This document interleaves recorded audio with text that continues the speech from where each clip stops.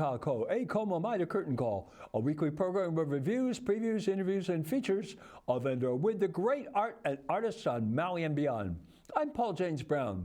The 44th Maui Classical Music Festival has arrived.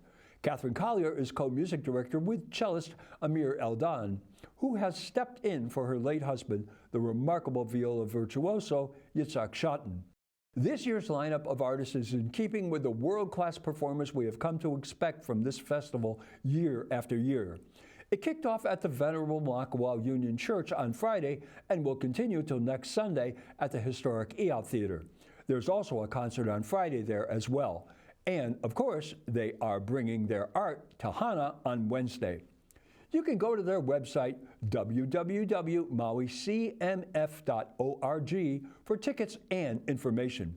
Besides Dr. Eldon, who received his PhD and Master's from Juilliard, the musicians this year include the concertmaster of the Pittsburgh Symphony, David McCarroll, Yujin Zhang, an assistant professor in violin at the Eastman School of Music, Joseph Miley, violinist with the Telegraph Quartet, currently in residence at the University of Michigan, Pei Ling Lin, viola and co-founder of the Telegraph Quartet, Angela Park, faculty member in cello and chamber music at the Carnegie Mellon University School of Music, founding member of the Verona Quartet viola Abigail Rajansky, and award-winning pianist and Juilliard graduate Adam Neiman.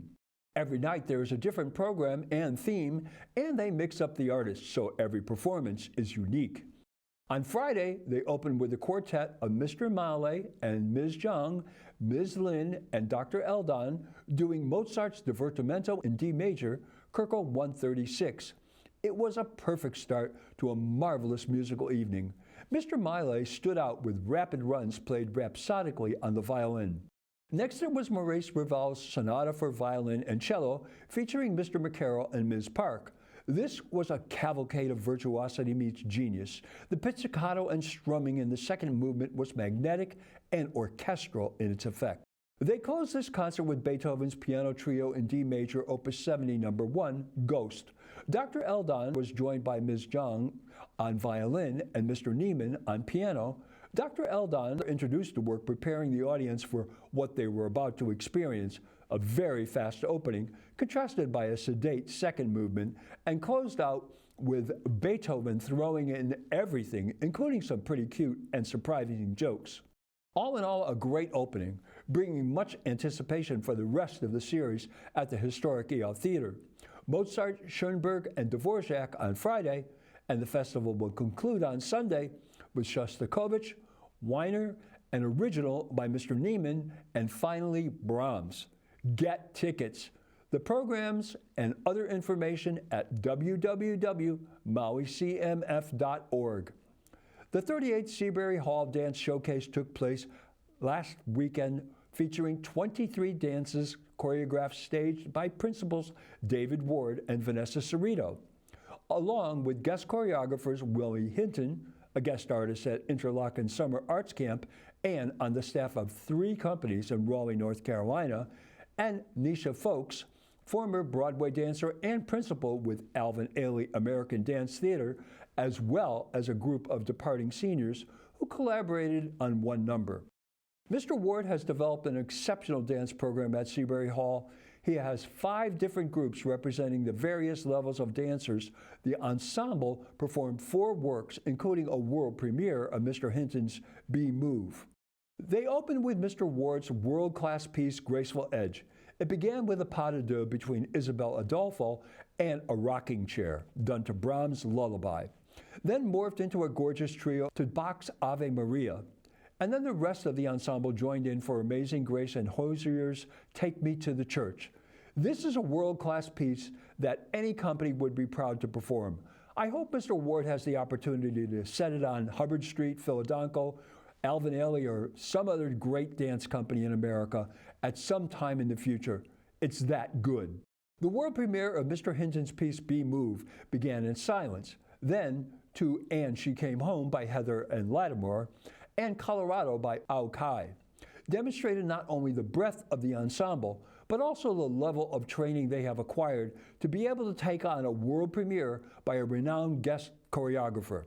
It was a complex piece featuring solos, duets, and ensemble work, where at times the ensemble was in concert and then explosively in pairs and/or groups that showed they are up for any challenge. Mr. Ward staged the biggest number in the show, I Hope I Get It, from Chorus Line, with choreography by Michael Bennett. It was performed by 37 dancers, the whole company minus level AB, with Mr. Ward taking on the role of the director and enthusiastically joining in on the close of the number. Reflection from Mulan, choreographed by Mr. Ward, performed by the ensemble, had a very Japanese feel to it. The parasols were particularly beautiful, and Ms. Cerrito's solo was spectacular. Then the kimonos went away and the sparkles came out, and Ms. Cerrito was joined by Mr. Ward for Cole Porter's Anything Goes. The two did a very nice duet. Some surprises came this year in the way of vocalizing as well as dancing.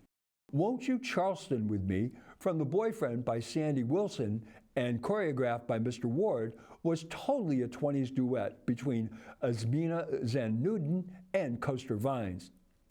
There was this tribute to Fred Astaire, staged by Mr. Ward, sung and danced by James Golding and Henry Case, to Irving Berlin's Steppin' Out With My Baby, from the movie Easter Parade. It's refreshing to see so many young men dancing.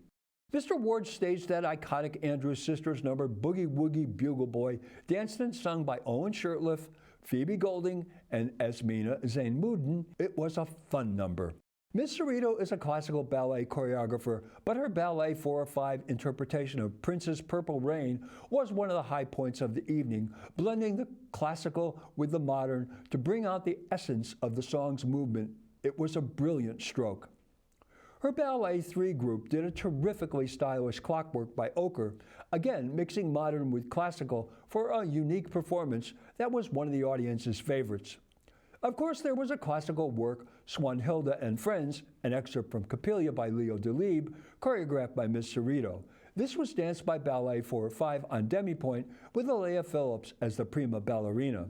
Ms. Folks choreographed Dancing Fool from Copacabana by Manilow, Sussman, and Feldman for the Seabury Hall Junior Company. It was pure Broadway all the way. This junior company bodes well for the future ensemble. There's a lot of talent there, and boys. They also did excellent work on Dancing Man from Fosse, choreographed by Mr. Ward with music by Warren and Mercer. One of the most adorable dances of the night was Bear Day by Tong and Barston, performed by the ensemble. It featured Mr. Ward and Ms. Cerrito, as well as James Golding as the bear. The most touching moment of the night came when the graduating seniors were tributed with a lovely video prepared by Nikki Case, and then all 5 of them, Maddie Mullane, Isabel Adolfo, Alea Phillips, Kyra Seiden, and Alexandra Spalding, performed an original work choreographed by all of them under Mr. Ward's direction to Iris by the Goo Goo Dolls. It was a great way to end the first half. It takes a village to put on a show, and besides Mr. Ward and Ms. Cerrito, Andre Morissette joined them as costumier. Todd Van Amberg was responsible for the lighting, one of the most important production elements in dance. Matthew Hardwick did the sound design, also Molly Shad and Julia Golding were the vocal directors, and Brian Berkowitz did the amazing photos for this show. Mahalo nui loa. The graphic designer was Sarah Sugidano, and her choices of projections for each dance were perfect. They added so much to the show. Well, that's Curtain Call for this week. Mahalo nui loa for joining me. I'm Paul James Brown. Maui strong. Ahui ho.